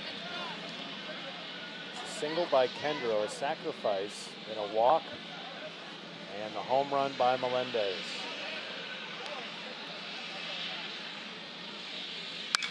That ball is fouled out of play right side. Cars driving on the road and just missed. Hope he didn't park over there, Jeff. I have been here enough to know. And it's funny because I'll see people drive up and they'll say, "Is this available?" It is. Yeah, define available. There's a reason it's available. And Funk works a walk. Now Justin Fogel, discussed big plays of this game. Fogel throwing out the runner at home. One of the bigger plays of the game, and he did it defensively. That was in the top half of the inning. You think about where this inning could have been. Yeah, Jeff, and I think if Pitt does end up making the ACC tournament, potentially making a run in that, I think Fogel's a guy you look back on as one that has made a difference here towards the end of the season. Obviously, today not an ACC game, but that's a big 3.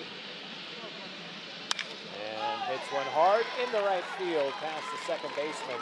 And heading to third base, a strong throw down the third, and gunned out at third base is CJ Funk. Great throw by Cecere. And I think Pitt's going to challenge the play at third. Siri with just a monster throw on a line. I mean, maybe I deserve it, but there are cookies up there, so. And overturned and safe. Yeah, Jeff, I gotta say, I think I'm a little surprised by that one. I think Susie made a good point. The throw was really good, and at first you kind of thought, oh, Funk is way behind that. That got to Molinaro in plenty of time, but I almost wonder if there was some kind of bobble from Molinaro or if he slid off the base or something that allowed Funk to get there, because there was no question the throw was there in time, but maybe Funk getting underneath the tag, and he's safe at third. Big opportunity for the Panthers now. So 4-0 Pitt lead here in the 7th. Leading Penn State, 1 out, runners at the corners. Ryan Zuckerman looks at a ball high. And to go off that, Jeff, I've heard great things about the concessions here at Charles L. Cost Field. Haven't gotten too many opportunities to try them, but absolutely, if there are funnel cakes here, I would wager that they're pretty good. You know, I think we'd need a full taste test. Susie, I think you ought to just go for it. That sounds like permission. I'm not really sure if they're still open. However, I was here a couple of weeks ago when Pitt played Bryant, and I got a pretzel, and it was like not the normal pretzel that you get at a baseball game. It was just, yeah. Which sounds She's so right. weird. It sounds weird, but it's like it was like a thicker pretzel, like like more doughy. And I got it later in the game, so it was a little stale. But I mean, if it was going to be fresh, like it was going to be really good. And pitch high, a strike called on the high strike as Zuckerman showed bunt. For everyone driving home, and you weren't hungry for dinner, you might be now, or maybe not hungry for what you're originally intending for dinner. Well, Susie's right. There was a broadcast last year. It was me, Matt Iannazzo, and Nico Popa in the booth here. One of our engineers, nice enough to bring us up one of those pretzels here from Charles L. Cost Field, and it is throwing different. it down. Swing and a miss by Zuckerman. So now 2 outs. Tyler Bischke, 1 for 3.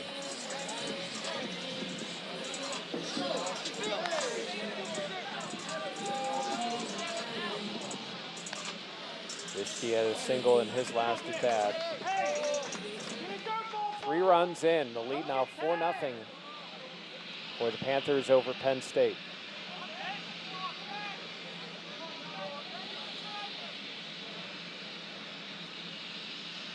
And the pitch is low and outside. And this is a big spot here again, Jeff, because you could take this game from Pitt in control to Pitt maybe forming a somewhat insurmountable lead. Up 4 now, but 2 guys on. Bischke with an opportunity to provide even more cushion. And looks at a ball high and inside, 2-0. DeMall, the righty, comes right over the top. Bischke, the righty, pretty far back in the batter's box as he looks down at Funk at third base and Fogel at first. And the ball outside, now 3-0. Sebastian Pisacreta on deck.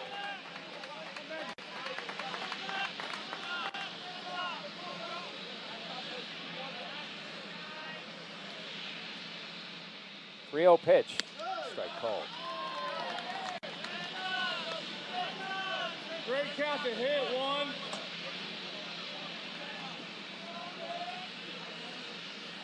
Great count to bat. Bischke had a 13-game hitting streak earlier in the year.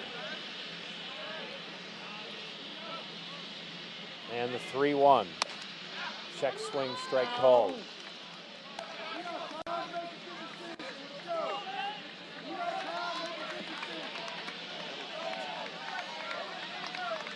Penn State will bus back after this game and then get on a bus again tomorrow and head to Maryland.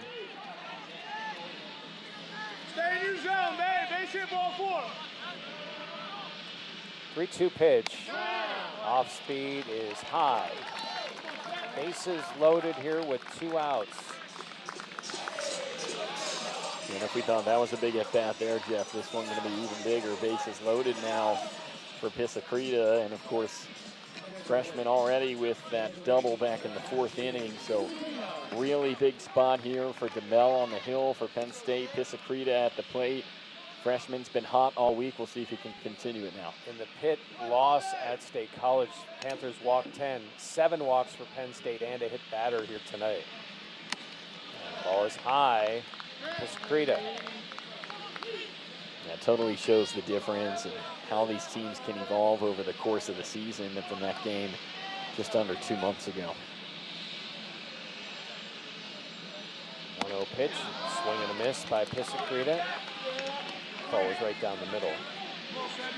Big swing of the ball.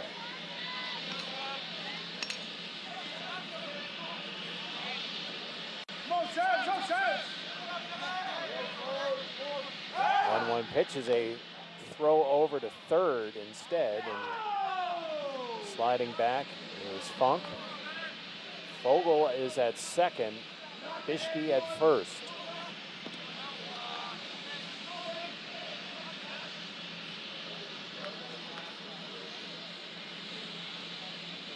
One is a strike called, 1-2. Good job by Donnell here to get ahead, Jeff. I think Piscreta, obviously in a situation now, he's got to protect the plate. Don't want to leave 3 on for Pitt offensively. And the 1-2 is blocked by Maloney. Maloney's had himself a nice game defensively behind the plate. Yeah, he really has saved Penn State in a couple different situations so far today. Now 2-2 with 2 outs. Let's go full with the bases loaded.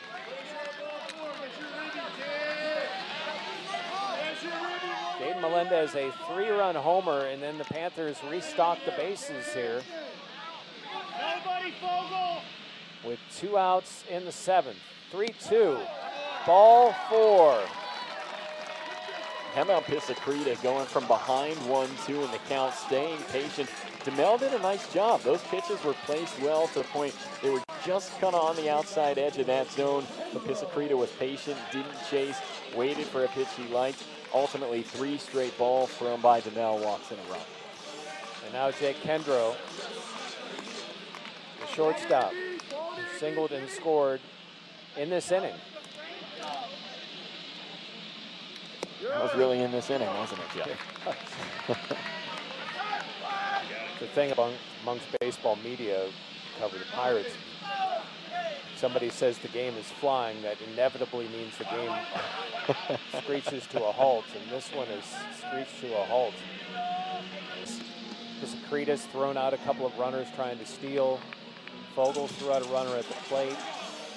And now Kendrow.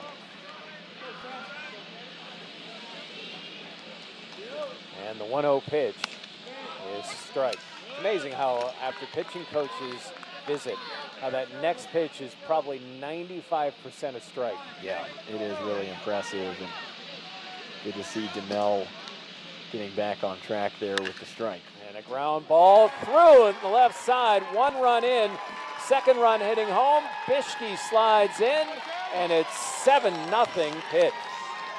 Kendrow coming up big again. Mentioned he had a 2 RBI single over the weekend against Florida State. Gets another one there, and wow, just like that, Pitt up 7-0. And so huge for Pitt, Jeff. And for a team that lost to Penn State 10-1 earlier in the year, this is a team you don't want to see right now. Pitt's got a really hot bat.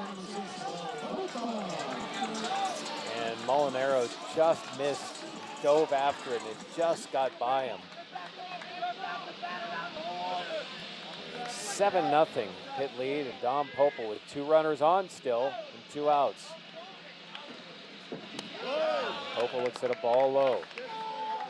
That's what Mike Bell said in our interview with him too. You know, if they get to Charlotte, they're going to bring some trouble for teams. And I think there's no better proof of the fact that they beat Florida State in the series over the weekend, a top 10 team in the country, looking really, really good today in this home game against Penn State. And if they can find a way to get a couple of wins at Miami this weekend and sneak into the tournament, they've got the capability to do some damage.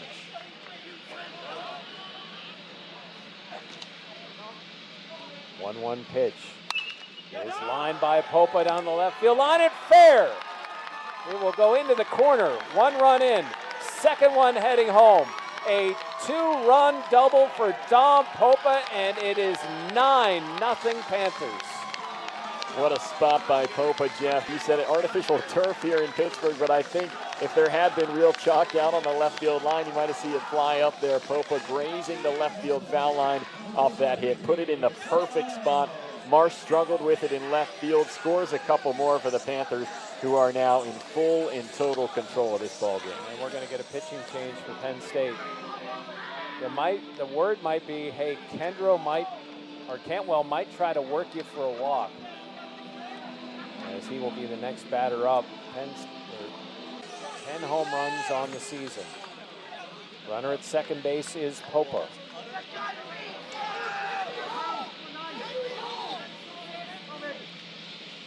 And the first pitch is strike called on an off-speed pitch.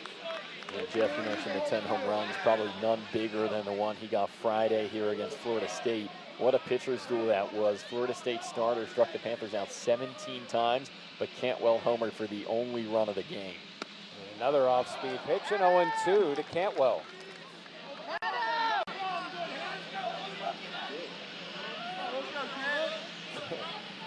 Cantwell just looks like he's raring to go now at 0-2. And looks at a ball outside. 8 runs in the 7th.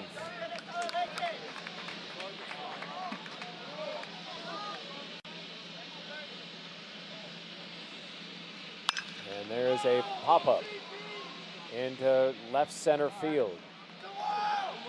And the center fielder, Kelly, puts it away. Panthers score 8 times in the 7th inning. As we head to the 8th, it's Pitt 9, Penn State nothing. On top in this game, up 9-0 now. And really interesting, they only have one more hit than Penn State, 9-8 in that category on the day, but Pitt just a little bit more timely in their scenarios. Panthers also have made some really good plays defensively in the field, part of the reason for the big margin right now. Kevin Michaels leading off for the Nittany Lions against Kyle Mosley, 1-1 the count. And a line drive into left field and a leadoff single for Penn State.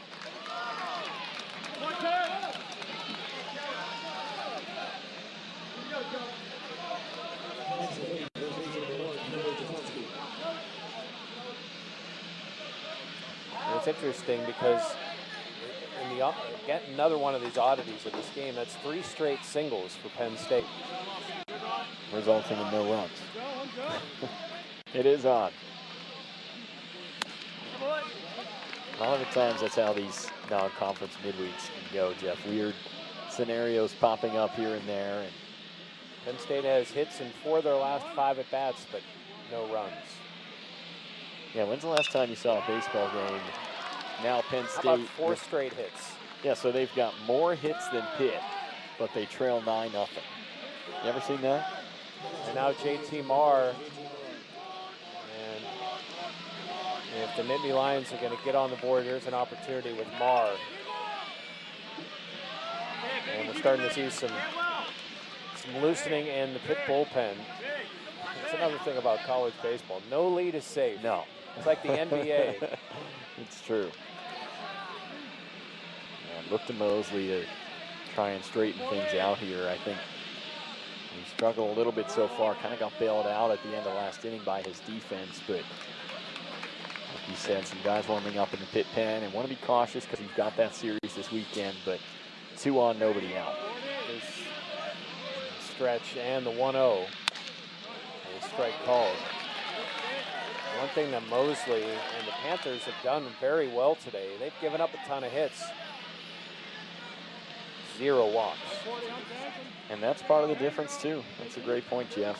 And you see the Penn State 10 hits, Pitt only 9, and that's part of the reason the score is what it is, because Pitt has been efficient, at least when it comes to throwing strikes. That ball fouled away over the indoor batting cage here. Charles L. Koss Field. Beautiful facility, part of the Peterson Sports Complex. Kind of, if you're familiar with the Peterson Events Center, it is just up the hill from the Fitzgerald Fieldhouse as well. kind of tucked in the corner. There's a 3-story beautiful office, clubhouse, workout, meeting room facility for Pitt soccer, baseball, and softball. 2-2 the count. Here to JT Marr. 2 hits already in this game. 2 on, nobody out. And just gets a piece of that and fouls it back. And Jeff, to your point about the walks, on the flip side, Penn State pitchers have thrown 8 walks to Panther hitters. So if you're looking for another area that kind of exemplifies the difference in this game, that would be one. 2-2 on Marr. This will be Mosley's 21st pitch. Here we go, Jay. All low.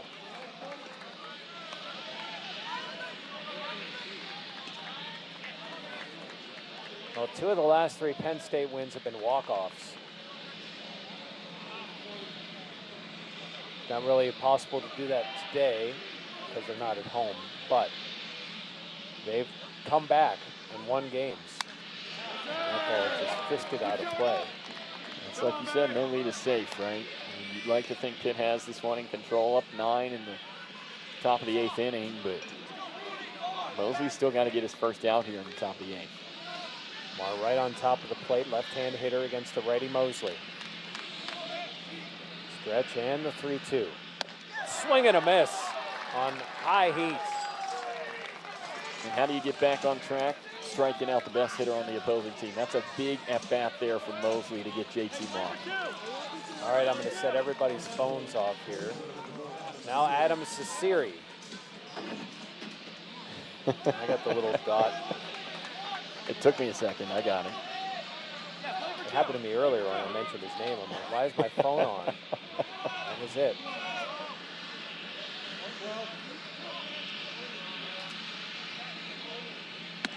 One out now for Adam Cesiri. 1 for 3. Michaels at second. Tukonski at first. One is fine. Panthers lead at 9-0 over Penn State. And a hard hit ground ball foul.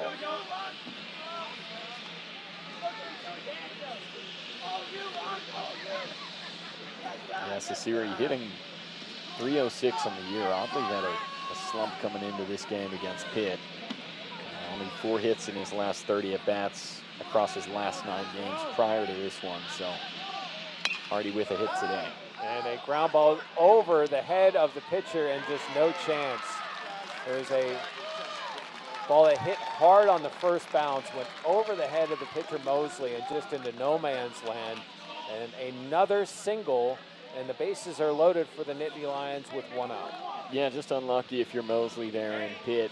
Cesiri didn't get a great bat on it, just bounced, like you said, right over Mosley's head. Kendra and Bishke both kind of colliding in the middle infield to try and get a glove on that, but fortunate for Cesiri, he gets to first, and Penn State's got the bases loaded now, and you get the sense if they're going to make a dent into this lead, it's got to happen right here. It's now 6 hits in the last 8 at-bats for the Nittany Lions.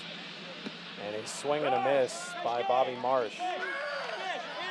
And you wonder how long Mike Bell's going to ride Kyle Mosley here. There is action in the Pitt bullpen, and get the feeling that Mike Bell could be looking there. I think it's Koval out in the pen for the Panthers. Ben Koval, grad student, warming up the right-hander. And a ground ball foul, now 2 strikes. Bobby Marsh, just a sophomore, but last year against the Panthers, had a 2-run single in one game and an RBI single in the other. Yeah, and right now he's actually the only hitter in Penn State's lineup that has not recorded a hit yet today. So you know he's going to be hungry here, bases loaded, low out scenario. 0-2 pitch, fouled away. But good job by Mosley to get ahead. This is what he hasn't done too much of yet in his day. To get ahead 0-2 here on Marsh. And if he can get this 3rd strike or force a infield out here, has a chance to still escape this inning without any Penn State runs. The 0-2 pitch is popped down the left field line and out of play.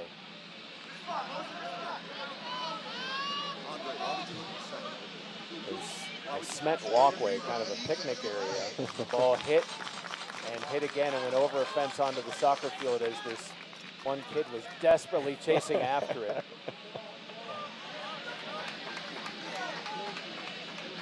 So another 0-2 pitch to come to Bobby Marsh from Kyle Mosley.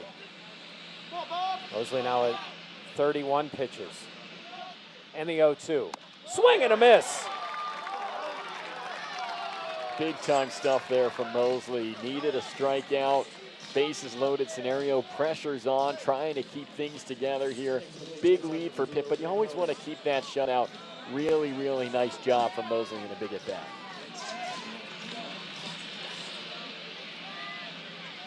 So 2 huge strikeouts.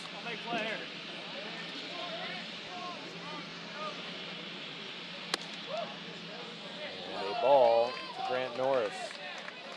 Norris, like most of these Penn State hitters, has the ability to make this a really close game. Jeff, here's another oddity about this one. Penn State 3 for 7 on the game with runners in scoring position, yet somehow they don't have any runs. 11 hits for the Nittany Lions. 6 of them coming over the last inning and 2/3. And it's 9-0 Pitt. 2-0 count now to Norris, and a big swing and a miss at a meaty fastball. I don't know if you want to throw that to Norris another time, but he's able to get it by him, 2-1. And fouled now, 2-2. And I think Mosley's starting to gain some confidence here, Jeff. He's almost working quicker on the mound. You can start to see that when pitchers get into a rhythm, they feel confident, they almost move faster in between pitches.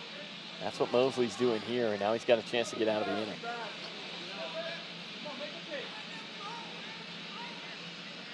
And the pitch is high. Maybe a little too amped up for that one.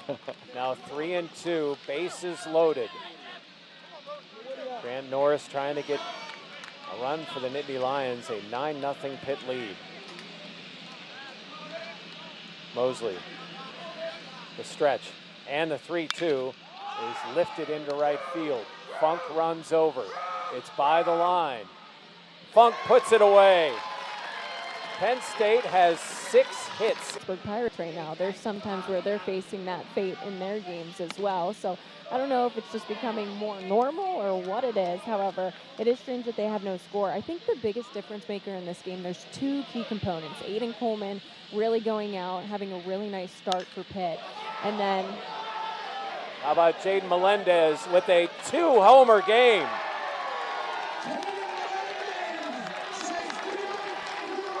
And I think that's going to be a walk-off, Jeff, because that's 10 runs now for Pitt. Dugout, bullpen are emptying. And the umpires are looking at each other. And that indeed, Susie. coincidentally, I was going to finish up with Jaden Melendez and his homer in the 5th inning, that 8-run